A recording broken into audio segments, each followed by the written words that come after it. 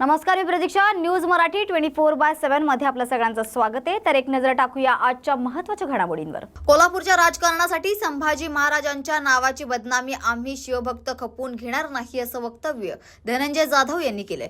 त्याचबरोबर आजचा दिवस हा इतिहासातील काळा दिवस आहे. संभाजी महाराज हे आज स्वतः पोलीस स्टेशनला आले आहेत. अनेक शिवभक्तांवर खोटे गुन्हे दाखल केलेले आहेत. कार्यकर्त्यांवर गुन्हा दाखल होत असेल तर माझ्यावरही गुन्हा दाखल करा, ही संभाजी महाराजांची भूमिका होती. जवळपास 1 ते 1.5 तास ही सगळी चर्चा चालू आहे. माझ्यावर गुन्हा दाखल आहे का या प्रश्नाचे अधिकाऱ्यांकडे उत्तर नाही. जोपर्यंत मला उत्तर मिळत नाही तोपर्यंत मी येथून हलणार नाही, अशी संभाजी महाराजांची भूमिका आहे, असंही ते यावेळी म्हणाले.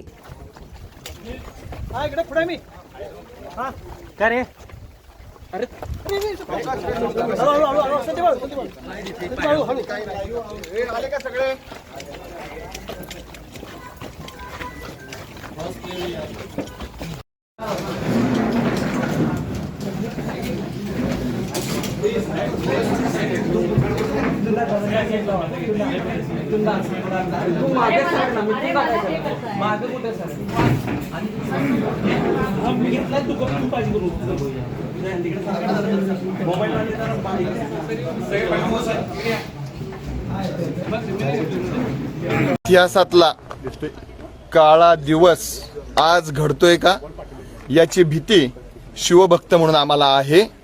छत्रपती संभाजी महाराज हे या ठिकाणी पोलीस स्टेशनला आलेले आहेत. त्याचं कारण होतं की अनेक शिवभक्तांवरती खोटे गुन्हे दाखल केलेले आहेत. त्यामध्ये काही कार्यकर्ते होते नव्हते. याच बरोबरीनं दुसरं कारण होतं, शिवभक्तांवर गुन्हे दाखल करणार असाल तर माझ्यावर गुन्हा दाखल करा, ही छत्रपती संभाजीराजांची भूमिका होती.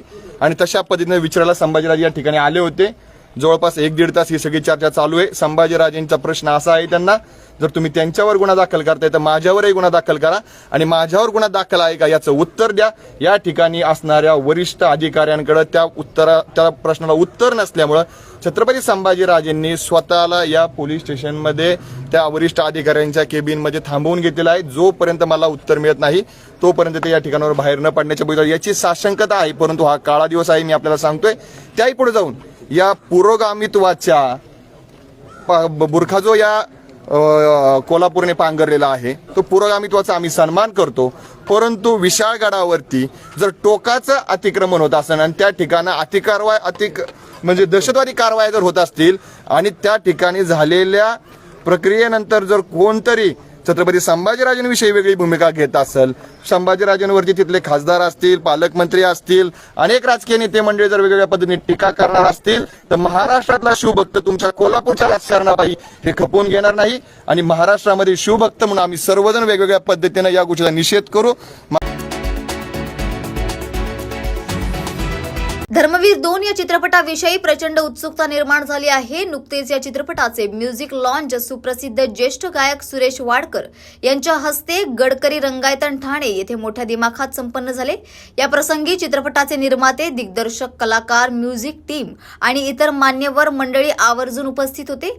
या म्युझिक लॉन्च कार्यक्रमासोबत 10वीच्या परीक्षेत उत्तीर्ण झालेल्या गुणवंत विद्यार्थ्यांना आनंद माझा या पुरस्काराने गौरवण्यात आले. धर्मवीर 2 या चित्रपटाची निर्मिती साहिल मोशन आर्ट्सचे मंगेश जीवन देसाई आणि झी स्टुडिओजचे उमेश कुमार बन्सल यांनी केली आहे. लेखन आणि दिग्दर्शनाची जबाबदारी प्रवीण तरडे यांनी निभावली असून कॅमेरामॅन म्हणून महेश लिमये यांनी काम पाहिले आहे. काही दिवसांपूर्वीच लॉन्च करण्यात आलेल्या चित्रपटाच्या टीझरला प्रेक्षकांकडून तुफान प्रतिसाद मिळाला आहे. तर धर्मवीर मुक्काम पोस्ट ठाणे या चित्रपटाची गाणी अल्पावधीतच प्रचंड गाजली होती.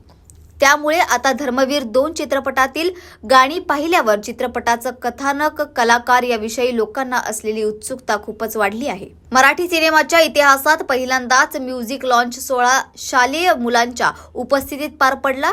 यावेळी गुरुपौर्णिमा आणि आषाढी एकादशीच्या निमित्ताने तब्बल 45 बालकलाकारांनी पहिल्यांदाच धर्मवीर चित्रपटातील गुरुपौर्णिमा हे गीत गाऊन उपस्थितांची मने जिंकली.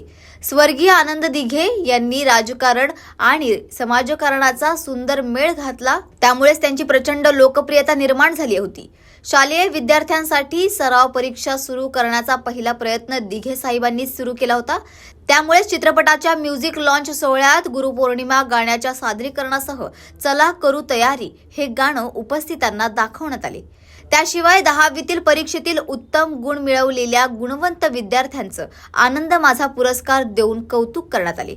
सुप्रसिद्ध ज्येष्ठ गायक सुरेश वाडकर म्हणतात, दिघे साहेबांना मी जवळून भेटलो आहे. त्यांच्याकडे पाहिल्यावर भीती वाटायची, पण मनातून एकदम निर्मळ होते.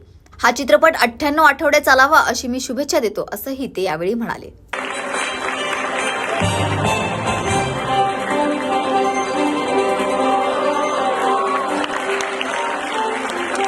जोरदार टाळ्या झाला पाहिजे.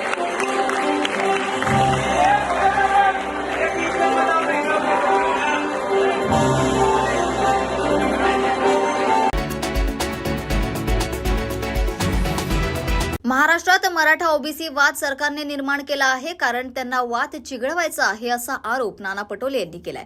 त्याचबरोबर आपल्या संतांनी आणि पूर्वजांनी दिलेल्या संदेशाप्रमाणे वर्षानुवर्ष ही वारी चालू आहे. वारीत कोणत्याही प्रकारचा भेदभाव नाही. कोण कुठल्या जातीचा, कोण कुठल्या धर्माचा हा भेदभाव न करता वारीत वारकरी प्रवास करतात. या वारीपासूनच सरकारच्या लोकांनी शिकण्यासारखे आहे. महाराष्ट्रात मराठा ओबीसी वाद सरकारने निर्माण केला आहे. त्यांना मार्ग काढता आला असता वाद पेटवणारी लोक सरकारमध्ये बसलेलीच आहेत. आज माझा शेतकरी सुखावला पाहिजे अशी मी पांडुरंगाचरणी प्रार्थना केली. राहुल गांधी हे पंढरपूरला येणार होते, मात्र आता गर्दीमुळे शक्य होणार नाही. मात्र महाराष्ट्रात आल्यावर राहुल गांधी निश्चितच विठ्ठलाच्या चरणावर आशीर्वाद घ्यायला येतील. वारकरी लोकांनी पायी यावे आणि VIP लोकांनी गाड्या घेऊन यावे हे काही योग्य नाही. मी विलास देशमुखांचा शिष्य आहे, असंही नाना पटोले यावेळी म्हणाले.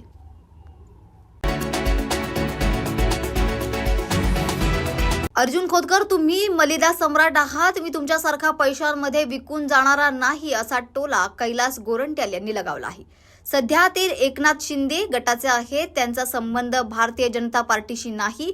मला नाव ठेवण्यापेक्षा तुम्ही काय आहात हे आधी बघा. तुम्ही वेगळे व्हा ना, मग जा दुसऱ्या पार्टीमध्ये. एकनाथ शिंदे भारतीय जनता पार्टीच्या जोरावर तर मुख्यमंत्री आहेत. तुमचं काही काम नाही, तुम्ही काही करत नाही. तुम्ही इलेक्शन झाल्यावरच दिसता. फक्त 10 वर्षात तुम्ही काय काम केलं ते दाखवा, असंही ते यावेळी म्हणाले. अरे बाबा, सध्या ते एकनाथ शिंदे गटाचे आहेत, त्यांचा संबंध भारतीय जनता पार्टीशी आहे, ते लोकांना सर्वांना माहित आहे. आणि तुम्ही सांगा ना, एकतर तुम्ही काय करतात, माझा नाव ठेवण्यापेक्षा तुम्ही काय हे बघा ना. अरे मग तुम्ही त्या पार्टीत राहू नका ना. तुम्हाला भारतीय जनता पार्टी आणि शिवसेना तुम्ही एकत्रित येणार, तुम्ही वेगळं व्हा ना, मग दुसरी पार्टीमध्ये जा ना. मला ब्लेम करण्यापेक्षा तुम्ही स्वतः त्या पार्टीमध्ये, ज्या पार्टी भारतीय जनता पार्टीला घेऊन सरकार केलेली आहे, आणि तुमचे एकनाथ शिंदे तुमचे नेता कोणत्या ताकदीवर मुख्यमंत्री आहे? भारतीय जनता पार्टीमुळेच आहे ना.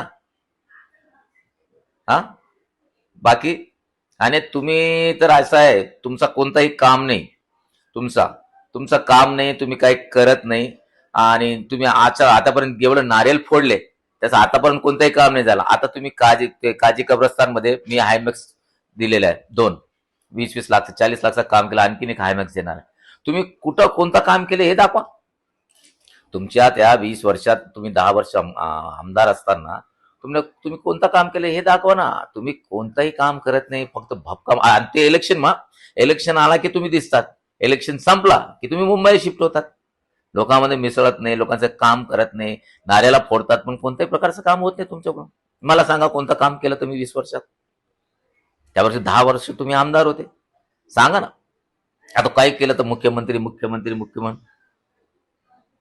अच्छा, मी तर माझ्या काँग्रेस पार्टीचा पक्षाचं काम केलं या लोकसभेमध्ये. तुम्ही कोणाचं काम केलं? तुम्ही दानवेच्या विरोधात काम केलं. तुम्ही कल्याण काळेचं काम केलं असं तुम्ही स्वतः म्हणतात. हा, आणि काय काय आमिष घेतले, काय काय मलिदा घेतले तुम्ही. दोन्ही पार्टीकडून मलिदा घेतले, म्हणजे भारतीय जनता पार्टीकडून मलिदा घेतले आणि काँग्रेस वाल्याकडून पण मलिदा घेतले. तुम्ही मलिदा सम्राट आहे. तुम्ही गद्दार आहेत आणि तुम्ही गंदे आदमी अशा पद्धतीचे सुद्धा. हे बघा, गद्दार कोण आहे सर्वांना माहिती आहे.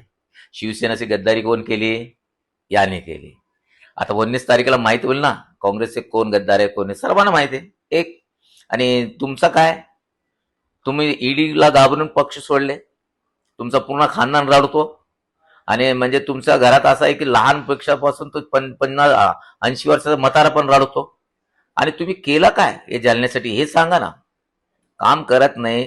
तुम्हाला ईडीने, तुम्ही देशात पहिल्या व्यक्ती की ईडीने 2दा तुमच्याकडे आलेली आहे. 2दा. म्हणजे हा पण एक ग्रीन बुक मध्ये नाव लिहिण्यासारखं आहे की असा माणूस आहे देशात की ज्याच्यावर 2दा ईडी आली. आणि तुम्ही त्या चौकशीला घाबरून तुम्ही पार्टी बदलला. तुमचं काय आहे?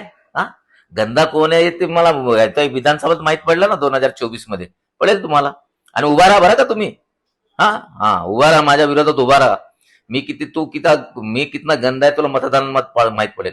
मी तुझ्यासारखा गद्दार नाही, तुझ्यासारखा ईडला घाबरणार नाही, तुझ्यासारखा पैशामध्ये विकणार नाही. हा, लक्षात ठेव. माहित पडेल तुला. गेल्या आठवडाभरापासून कल्याण डोंबिवलीत पावसाला सुरुवात झाली आहे. पावसाच्या पार्श्वभूमीवर कोणताही अनुचित प्रकार घडू नये यासाठी कल्याण डोंबिवली परिसरातील नेतिवली टेकडी येथे कचोरे टेकडी तसेच वालधुनी परिसरात राहणाऱ्या सुमारे 140 नागरिकांना केडीएमसी प्रशासनाकडून स्थलांतरणाच्या सूचना देण्यात आल्या आहेत. आज दुपारच्या सुमारास कचोरे टेकडीवरील दरड कोसळल्याची घटना घडली आहे. या घटनेत मातीसह भला मोठा दगड कोसळला, मात्र सुदैवाने हा दगड घरासमोर येऊन थांबला. या दुर्घटनेत जीवितहानी किंवा वित्तहानी झालेली नाही. या घटनेमुळे परिसरात भीतीचे वातावरण पसरले असून घटनेची माहिती मिळताच केडीएमसीचे पथक घटनास्थळी दाखल झाले. टेकडीलगत राहणाऱ्या नागरिकांना स्थलांतरणाच्या सूचना नोटिसा देण्यात आल्या आहेत. दगड खाली आलेला आहे. झाडाचं मुळांमुळे माती खाली आली आणि त्याच्यामुळे दगड तो खाली आलेला आहे. तसंच इथल्या नागरिकांना आपण नोटिसी दिलेल्या आहेत यापूर्वीच आणि त्यांना आपण स्थलांतर पण करतोय. किती नोटीस दिले, किती घर आहेत तिथे? 140 लोकांना नेतिवली, कचोरी आणि वालधुनी अशा 3 ठिकाणावर 140 दिल्यात आपण नोटीस. इथले लोक का खाली करत आहेत? 60-70 कुटुंबीय या ठिकाणी आहेत. या ठिकाणी 60-70 नाही, या ठिकाणी 20-25 कुटुंब असतील. त्यांना आपण स्थलांतर शाळेत वगैरे करतोय. ते स्थलांतर का होत नाहीत? ते पाऊस उघडला की पुन्हा येतात आणि परत आपण खाली करतो. आता फोर्सफुली त्यांना खाली करण्याचा चालू आहे प्रयत्न. धर्मगुरू अविमुक्तेश्वर शंकराचार्य यांनी केलेल्या वक्तव्याचे भाजपने चिंतन करायला हवे असा टोला आनंद दुबे यांनी लगावलाय. त्याचबरोबर धर्मगुरू अविमुक्तेश्वर शंकराचार्य महाराज यांनी उद्धव ठाकरे व त्यांच्या कुटुंबाला आशीर्वाद दिले आहेत. यावेळी शंकराचार्य यांनी उद्धव ठाकरेंच्या शिवसेनेसोबत विश्वासघात झाल्याचं सांगितलं आहे. धर्मगुरू अविमुक्तेश्वर शंकराचार्य हे राजकारणात नाहीत, ते शंकराचार्य आहेत. त्यांनी जे वक्तव्य केले त्याचे भाजपने चिंतन करायला हवे. साधू संत त्यांना शिकवत आहेत की सुधरा. भाजपने यातून शिकायला हवं.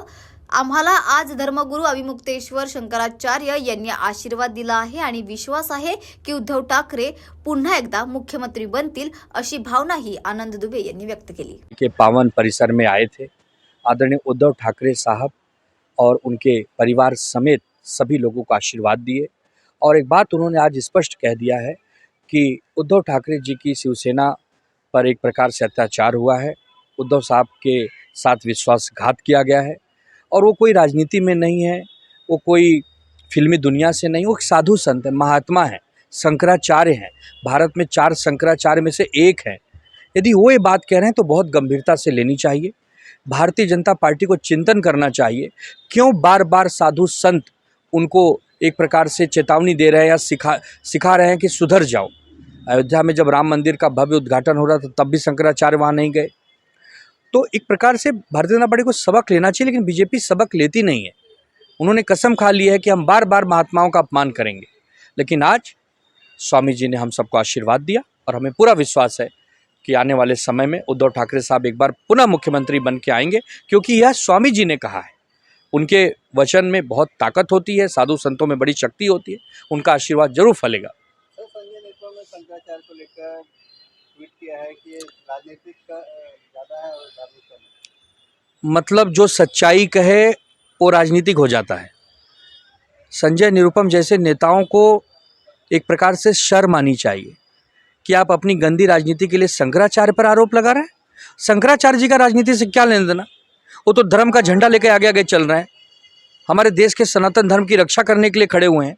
अगर वो कोई चीज़ सच कह रहे हैं कि हाँ अत्याचार हुआ है, उद्धव साहब पर अन्याय हुआ है, विश्वासघात हुआ है, तो मिर्ची लग गई। ऐसे हल्की बयानबाजी से संजय निरुपम जैसे नेताओं को बचना चाहिए। तर या होत्या आजच्या महत्त्वाच्या घडामोडी. अशाच महत्त्वाच्या घडामोडींसाठी पाहत रहा न्यूज मराठी 24/7.